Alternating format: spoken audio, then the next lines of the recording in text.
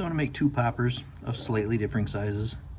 I just kind of eyeballed it. I'm not going by any measurements here by any means, but make a nice little stubby one and a kind of a slightly larger one. A lot smaller than the much bigger one that I just made.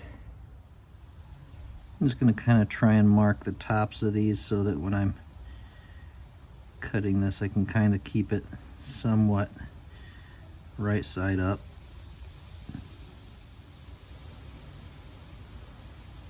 Now this one, I'm going to cut off quite a bit of material. I'm going to give him kind of a arching back a little bit here.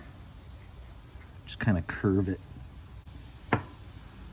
So I'm going to arch their backs on these two. And that's going to take forever to sand because this wood is extremely hard. So I'm going to cut that and then sand.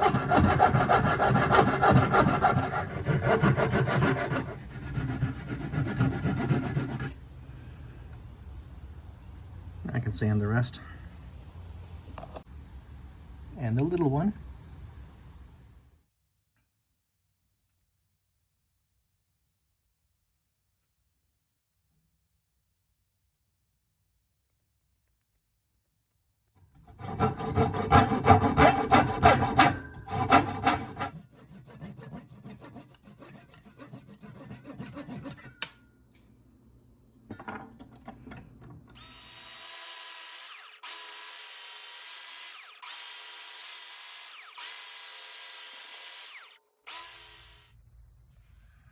This one's going to get a little more squared off than I originally intended.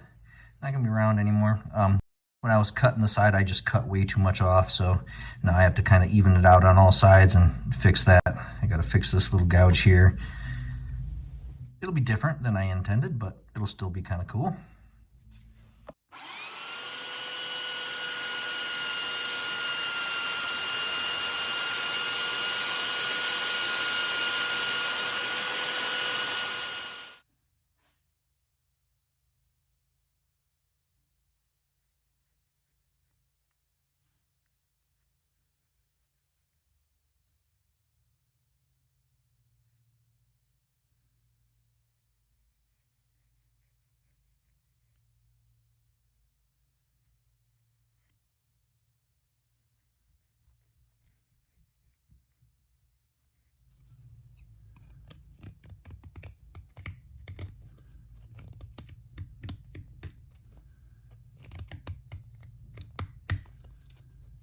Extremely tough wood.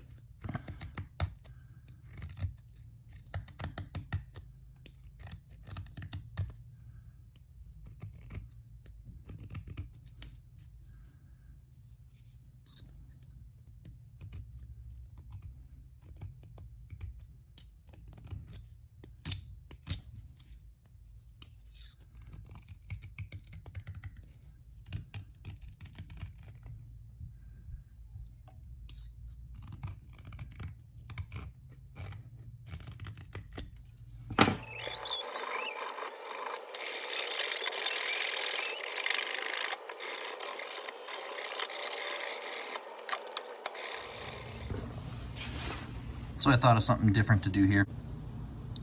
I kind of divoted out where the eyes are going to go with the round part of my sander. I had that gouge on one of these sides, and I just decided, rather than trying to fill that in and sand it, I just took it out and thought, hey, let's make something a little different here. Kind of accentuate the mouth and sink in the eyes a little, just something a little different.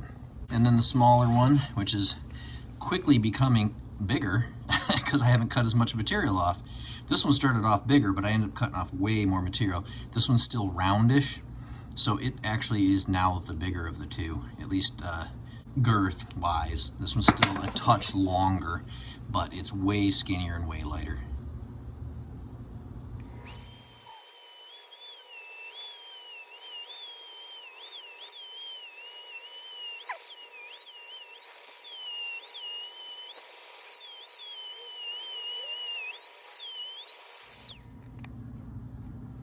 It's really deep. It should pop really well.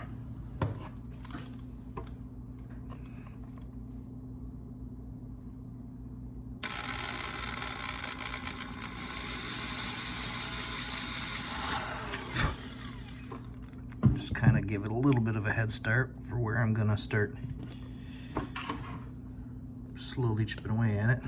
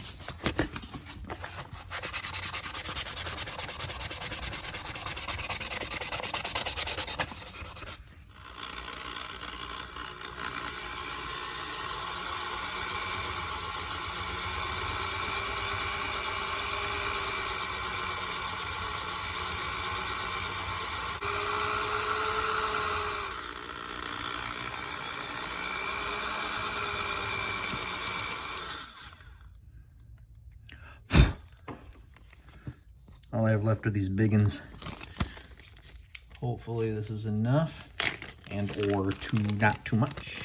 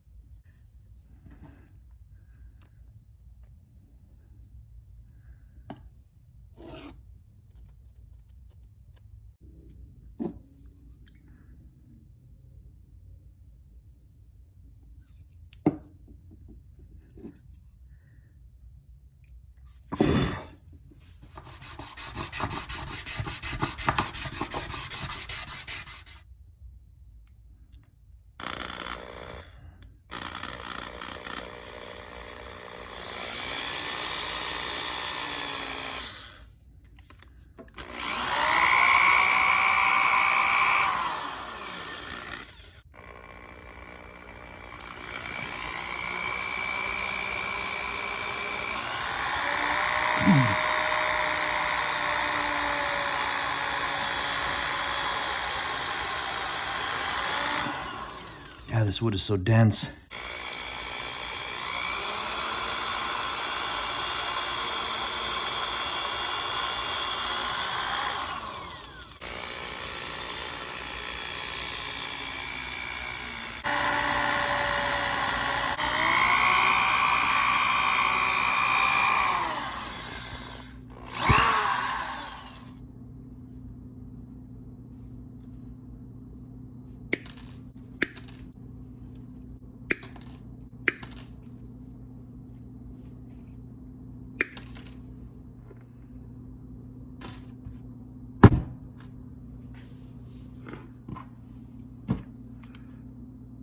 Hook hangers and line tie are in.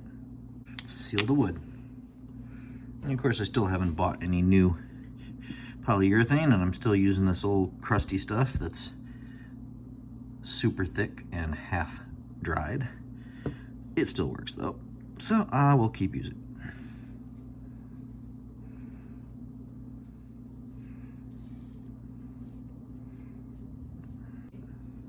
When I paint this, maybe I'm gonna let this wood pattern show through a little bit. We'll see. We'll see how that turns out. Maybe if I do the bottom white to cover that. Nice white belly, touch of dark on the top, and just let this kind of show through.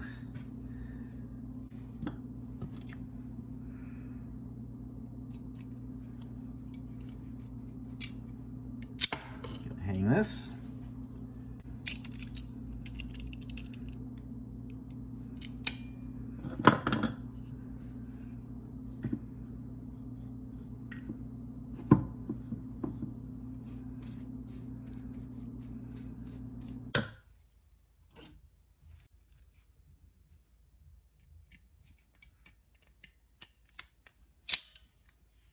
All right, these set for a day.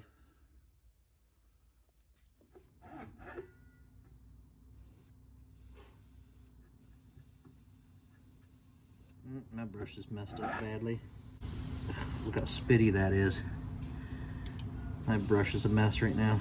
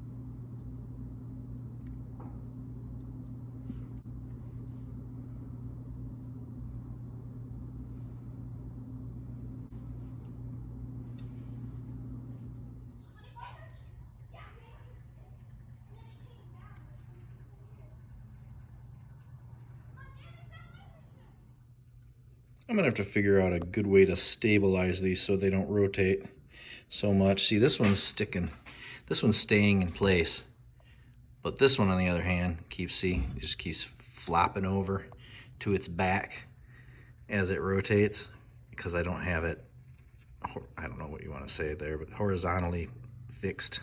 See, it's just gonna flop right over to its back again.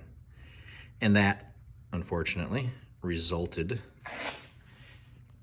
in a nice big globbing bubble of buildup right there, if it focus. And at his little nose is also a big old buildup right there, where it was just a big drip, just solidified right there. It's okay on his nose, not bad. And since he's a floating popper, I guess a bump on his back isn't going to change the action any either, but still kind of annoying. It doesn't look very good. This one turned out a little better because it doesn't do that flopping thing. That one got a nice even coat. I think maybe if I take another piece of fishing line and run it right across, right through the bottom eyelets, that would keep it from doing this.